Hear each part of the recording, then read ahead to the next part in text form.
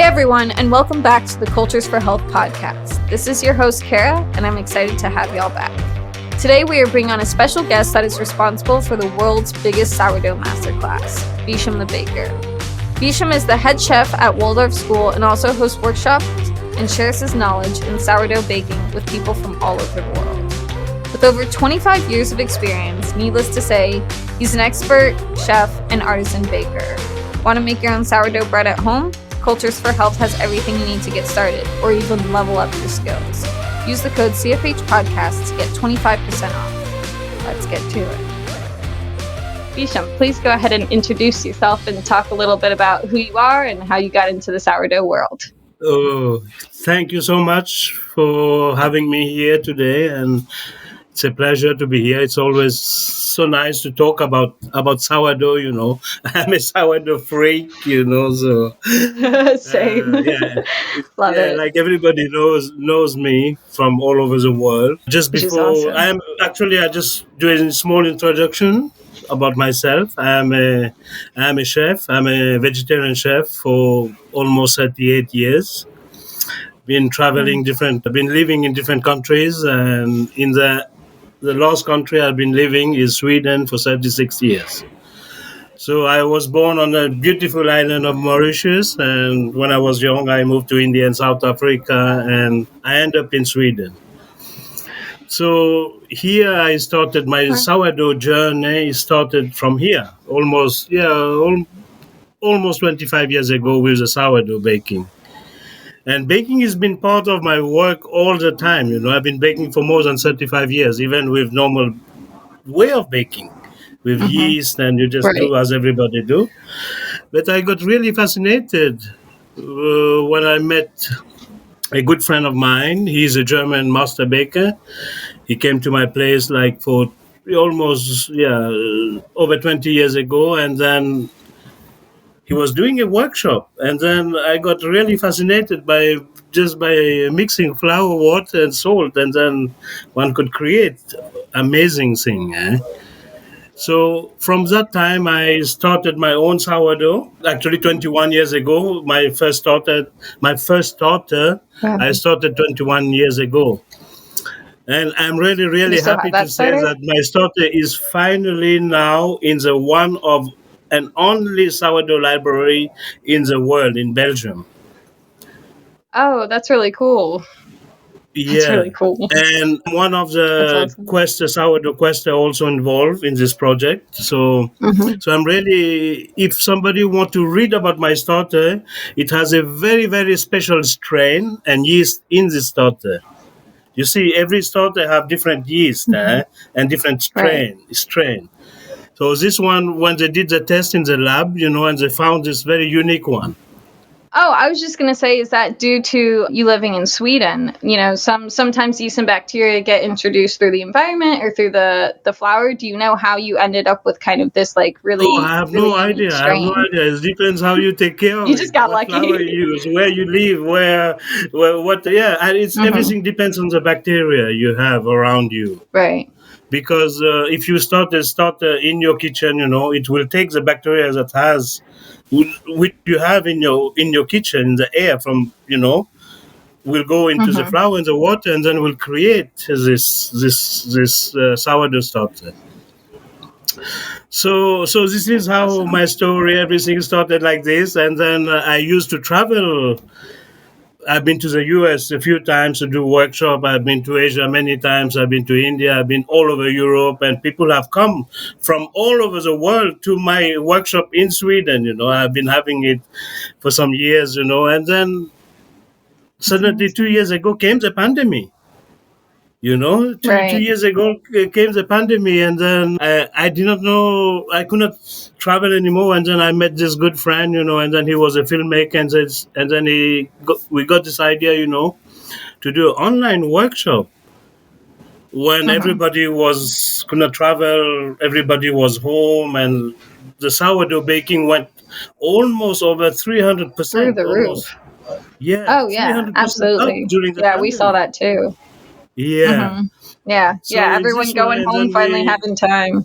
Yeah, we started with this all in one sourdough masterclass. Actually, I'm not afraid to say it is the world biggest sourdough masterclass. We have I over believe it. I was looking at it. 250 we have over 250 videos, 20 over Wow. 20 hours of material, of over That's 20 hours incredible. of yeah, over 20 hours of material and over 50 plus recipes. Hmm. So everything Wow. that you need That's to know great. is there, So that's why I'm not afraid to say Yeah. it's one of the biggest.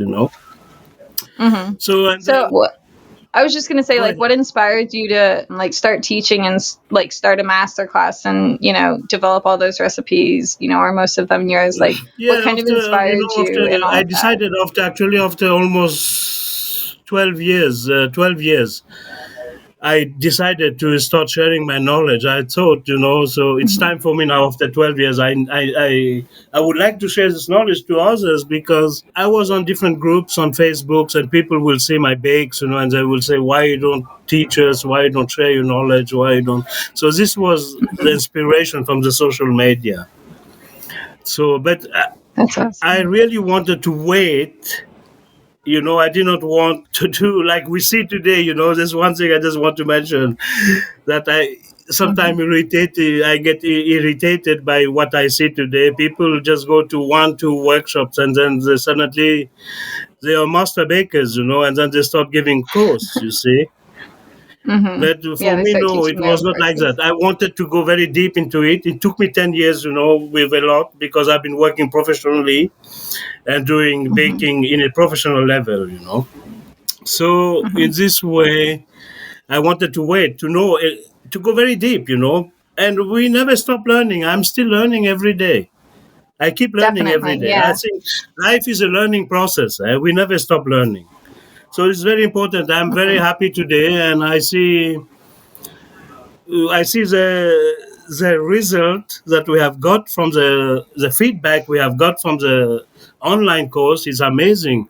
Is Hmm. people from 100 over 145 countries has joined this Wow. course.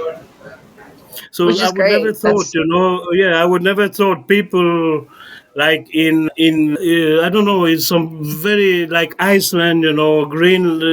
There's some researcher in hmm in Greenland, which yeah, working some is countries that ISIS. you You wouldn't cannot normally grow wheat, you visit. cannot Yeah. do nothing. And they are baking bread. So it's Oh amazing. yeah, I mean, it's absolutely. make me really happy to inspire people and to share this knowledge. For me, it's very important that I have collected a Good. lot of knowledge for so many years. It will be very bad, to just if I die tomorrow and then I don't Sit on share it to it. anybody. So in this way, Yeah, for sure. this inspired me. Yeah. Well, we're Yeah. very, very happy that you're here with us today and sharing some of your knowledge with Yeah, us thank you. today. Me too. I'm happy to talk and then to share this story to people. So Perfect. Well, you so ready to jump yeah, in? this is how everything. And then from the one course we did two more courses. I did one Oh, gluten really? free.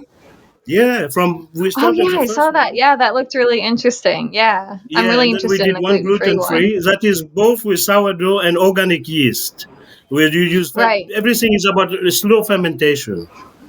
For me, it's Mm-hmm. very important is slow fermentation for flavor and to Definitely. break down, that Mm-hmm. that you can digest it easily. And then from after Right. the gluten free, I did one advanced sweet dough that people can do at home, Yeah, like I saw that too. croissant and Danish pastry and panettone Delicious. and colomba, the brioche. Mm. So it's a All the really, good ones. really All the good yeah, ones. all the good Yeah. ones, but it's advanced. You have to understand the baking first before you can Mm-hmm. start doing it. Because to I show people how you can make everything. The course itself is done. Everything is done in a home kitchen, so nothing professional has Mm-hmm. been used. So you use Right. everything, whatever you have at home, and to create amazing. The people can go and check on my Instagram. You know what I do and the Mm-hmm. Of amazing course. result we have. Yeah. So everything is done in a home kitchen. So it was very important for me. And then definitely. Another thing was very important also to do a workshop experience. You see, a lot of courses you edit it to just show all the good stuff. But here we take everything in one shot.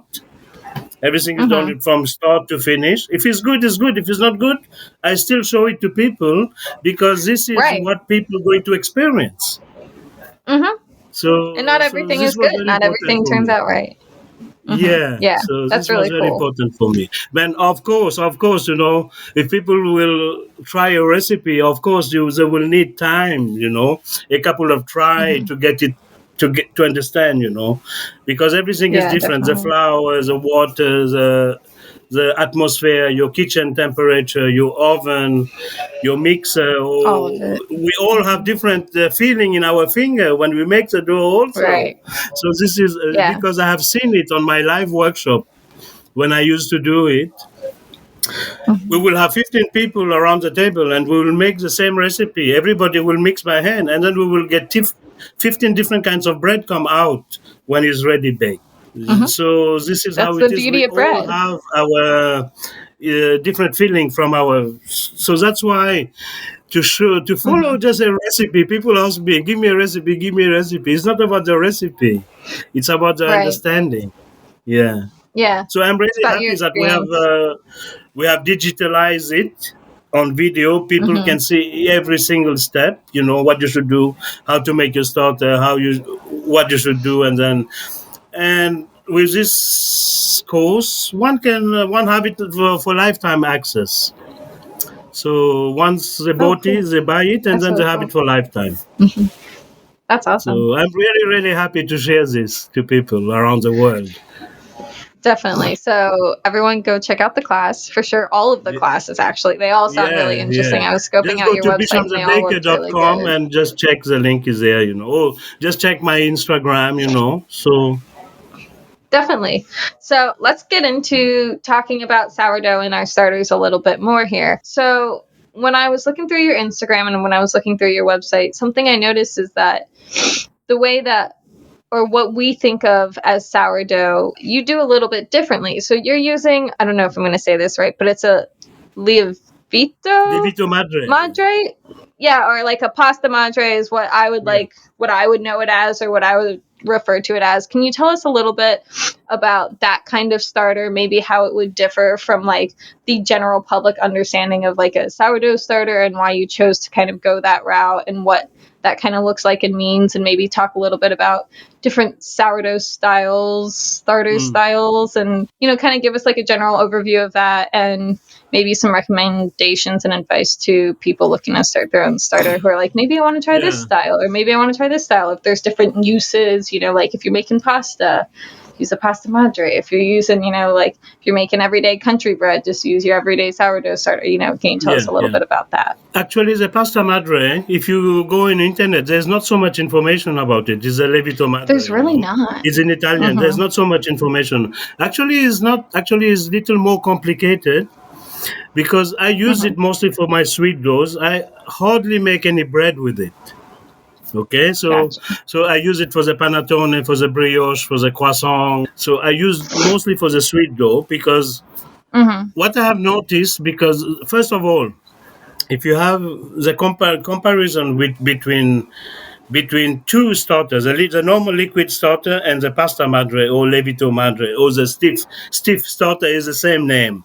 Levito madre, Right. pasta madre, stiff starter is the All the same. same. The only problem when you have to use it is you have to do a refreshment of it for 3 times in 9 hours. So that means it's consuming more time. Wow. So you can, of course, you can use it. Let's say you make one refresh, and you use it after 12, let's say 9 hours or 9 hours. You're going to use it. The problem that you will get the more sour bread because is the liquid sourdough is more lactic acid, and the stiff starter is Right. more acidic. So that's the difference. That's why I don't use it for bread. So I Right. just use it for the sweet dough because then I will do the 3 refresh every 3 hours for 9 hours, and then I will use it like for panettone or for brioche or for the croissant. Or so that's the difference. And I think in Italy, of course, you can make bread with it. It's not a problem. But what I see is the bread is get sometimes the bread will get more heavy, Hmm. and of course bread, just one thing I just want to make clear, I have been saying it for so many times. Bread, first of all, is not about holes, okay? And even I Right. can make the biggest holes. I can make one of the biggest holes. If you go and see my photos, I have many breads with big holes. But I, Right. I decide when the hole should be, okay? So, Hmm. so bread is about flavor and the nutrition. It depends what kinds Absolutely. of ingredients we are using. So that is very important. So of course one can make bread with it, but I prefer to use my liquid sourdough to make bread because then I get a milder Hmm. bread. I will get a milder bread. I will get a much flavorful bread. So in Italy, a lot of people is using it for making breads also. To make Hmm. pizza, I make pizza dough with it. Very nice. So Okay. yeah, so I think in Italy they use it mostly for the sweet doughs, like I'm doing, with a lot of sweet doughs. Especially for panettone, you really need lievito madre. Oh yeah. Yeah. Yeah, so when you're caring for it, do you kind of care for it like a liquid starter, and then when you are ready to bake or when you're about to bake, that's when you do the 3 feeds in 9 hours? So like you have a Yeah. liquid starter and you just take off from your liquid starter, make your stiff starter, and then you do your 3 feeds and then you do your bake. Like, is it its own starter, or do you kind of just pull all from like one universal source? No, it's like this. This is a special start. Actually, the one I have it for almost. Let me think back. I have it for almost 9 years. I got it from a Wow, good nice. friend. He is a master Hmm. baker from Italy. He's one of the Nice. master champion. He's a champion of baking. Ejo Marinato. I got it from him. Sure. So I have kept it. You see, I take very Care for nicely it, care yeah. of it. Yeah, because it's always better to get a starter from somebody who has Hmm. it instead. Of course, you can take your liquid starter and make a stiff starter, which I've been showing on my workshop also. That if you have a liquid Hmm. starter, you convert it to a stiff starter. Hmm. So it's not a problem. But the one I have, I got it from the Italian good friend of mine. He is a world champion some years back. So I got it from Hmm. him and I kept it nicely. So I keep feeding. I normally, since I don't use it so often, so I will refresh it once a week and keep it in the fridge. Hmm. Nice. Because there's two ways to keep it. There's Right. one way you keep it in water to wash all the acid to make it very mild. That was my next question. Yeah. Yeah, yeah. So this is one way to do it. But the problem here, if you're going to not use it very quick, it can dissolve in the Hmm. water. Mm. Gotcha. So, Okay. so what? How do we keep it? We wrap it in cloth and tie it with a rope. So And in then you this place it way, in the it water will keep bath. for a longer time. You can keep it up to a few weeks, and then you can just refreshing. But and then before using, one need to refresh Hmm. it. Maybe start like 2 days before. Do one Right. refresh and leave it for 12 hours. Do a second refresh Hmm. and leave it for 12 hours again. And then when you decide when you're going to make your dough, then you do this three refresh of 3 hours, 3.5 hours in between. So it's very important. It's more complicated. So that's why not so many people is using it, because it's very easy to just take your liquid sourdough, refresh it, and then Hmm. leave it overnight, or do Just a go. do Yeah. a do a very young refresh, with a little percent of Hmm. flour and water, and leave it, and start making your dough directly. So and then yeah, I think this is the most easiest way to use a liquid starter. So it's more complicated to use a Levito Madre. But there's different like I feel like there's different benefits and different drawbacks. It sounds Yeah, there's like, you different know. because the other one is more acidic, as I said, is more acidic, and Yeah. and the liquid is lactic, is more sweet. Right. Yeah. So Which is and you will good get two for, different results also. You will get two different results from yeah. from the finished product. That sounds really interesting. I work mostly with liquid starters. I haven't done a lot with stiff starters, and so when I was No. looking at your page and all of that, that's definitely something Yeah. that I personally would want to get more into. You know, like you said, you're always learning, and I feel like I do know a good bit about liquid starters, but I would love to like get into the pasta madres, the stiff Yeah, starters one stuff. don't lose That would be anything by really cool. trying. Eh? One don't lose Right, anything absolutely. by trying. Well, this is Hmm. this is what that's why I said one keep learning. I'm Hmm. very into it. I try a lot of things. I'm a self-taught. Baking. Nobody really to have teach me. Today I can travel the world to teach both professional people and do consultation Hmm. for bakery. And you see, I have done so many workshops around the world. One should not be afraid to try or failure Yeah, also to do definitely. mistake. Learn by the Hmm. mistake all the time. First time Definitely. doesn't become good, doesn't matter. Do it again. Go back and Right. see what I have done wrong. Did I put too less Hmm. water, too much water? The dough was too stiff, it was underproof or overproof. My fridge was too warm. All this, my oven was not hot enough. All this Hmm. matters. The shaping, how did I do the shaping? So it depends. After all, it depends what we want of the end products. Some Right. people, they are very fine, they are very satisfied. They get a bread, even it's heavy, it's dense, but it's tasting very good. As long as they are happy what they are baking, it's fine with them. Who I am to Right. tell them, Definitely. this is too heavy, this is too dense. I'm not in this position to say, because everybody's baking for eating the product, or either you're going to sell it or give it away to some friends, or yeah, to your family. So that's why we bake. Of course, today we're Yeah. baking to post a lot of Instagram also. I Definitely a don't little bit know. of both. Yeah.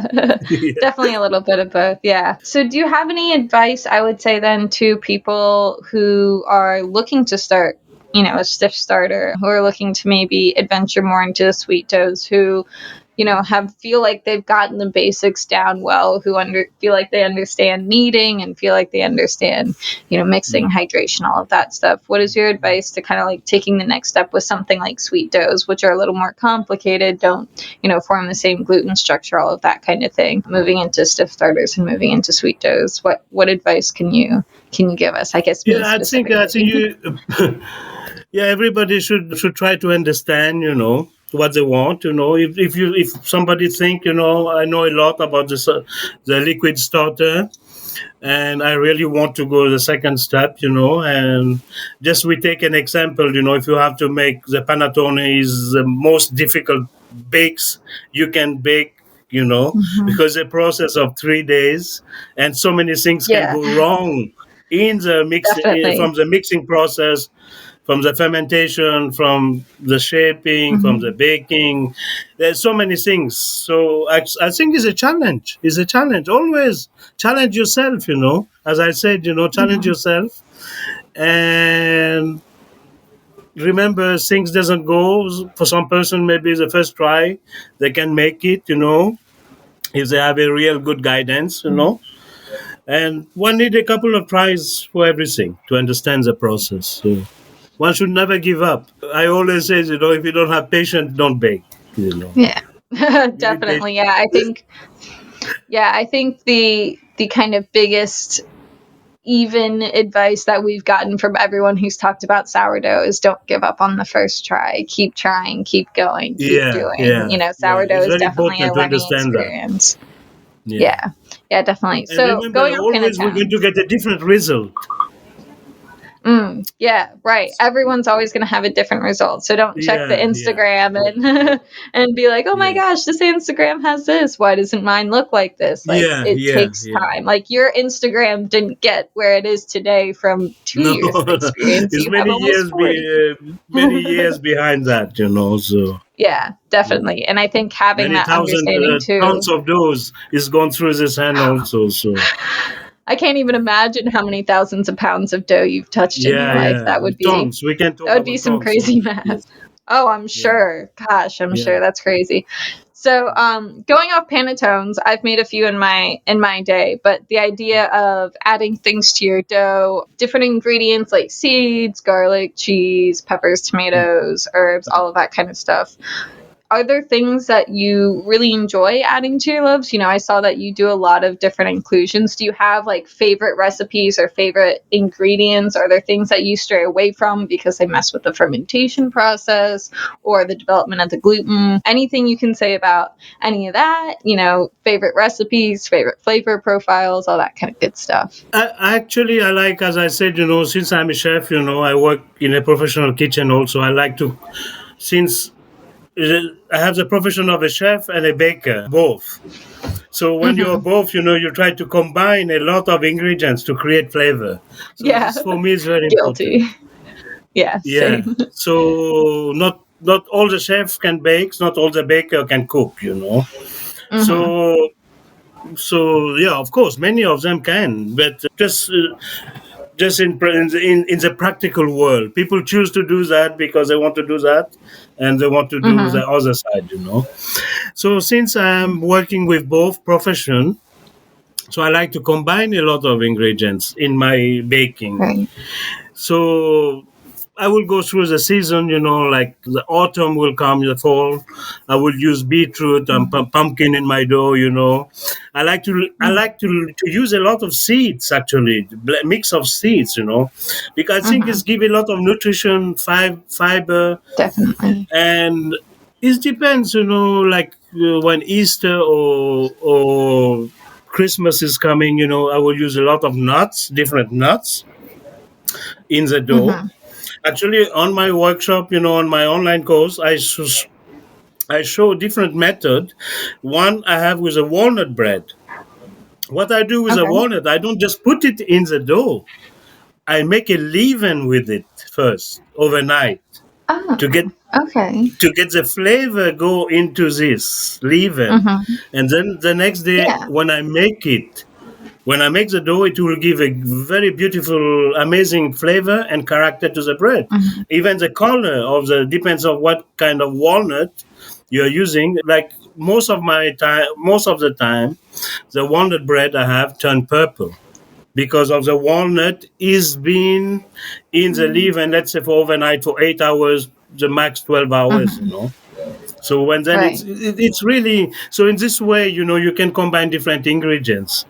So like I would use, one thing is very important is it depends what structure you want. If you want to have a whole grains bread, doesn't matter, you can use up to 40% of the extra ingredients because you don't want really a gluten development because you're going for the flavor and the nutrition and the character of the bread. Probably the bread will be more heavy. But if you want a more Right.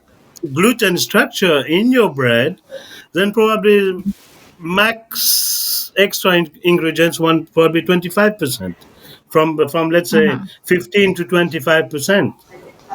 And then probably we have Right. to go more on hydration also to get a more elastic dough, to get a more strong dough. And then with the stretch and folds, we will create more strength in the dough. So in this way, I like to experience a lot. I'm just waiting. Soon spring is coming in Sweden. I just go outside in the forest and pick up the wild garlic, Ooh, the the wild garlic, sounds and then I good. would just use it in the bread with some cheese. And yeah, I think because I work in the kitchen, I like to combine a lot of different ingredients. And don't be afraid to, sometimes you can get some ingredients that will stop the fermentation or break down the gluten if you have too much acid in that Right. ingredient. So this can happen, but probably one just need to use less of that. So I have not really, I don't try to use so much sour thing, in the dough because Right. it will stop the fermentation, and then probably it will break down the dough also. So be careful with that, with sour stuff in the dough. Thanks for tuning in. We have part 2 of this conversation coming shortly, so stay tuned. In the meantime, make sure to go visit Beesham on Instagram for some beautiful bread inspiration. His handle is Beesham_the_baker. If you're interested in making your own sourdough at home, Cultures for Health has everything you need to get started. Use the code CFH Podcast to get 25% off. Subscribe to our podcast to stay in the loop with all things fermented and cultured foods. We'll see you next time.